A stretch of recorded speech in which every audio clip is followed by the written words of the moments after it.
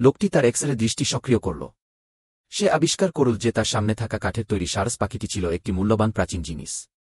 তবে দোকানের মালিক সেটির দাম চাইল $100। লোকটি ভান করল যে দামটি খুব বেশি এবং চলে যাওয়ার প্রস্তুতি নিন। ঠিক তখনই মালিক তাকে থামালেন। শেষ পর্যন্ত লোকটি $20 সার্সটি কিনে নিন। সে অবিলম্বে সার্সটি একটি নিলাম হাউসে নিয়ে গেল, কিন্তু অতিথিরা যখন সেটি দেখলেন তারা ভাবলেন এটি কেবল একটি মূল্যহীন কাঠের টুকরা মাত্র। ইতোমধ্যে এটির পাশে থাকা একটি প্রাচীন ফুলদানি সবার মনোযোগ আকর্ষণ করল।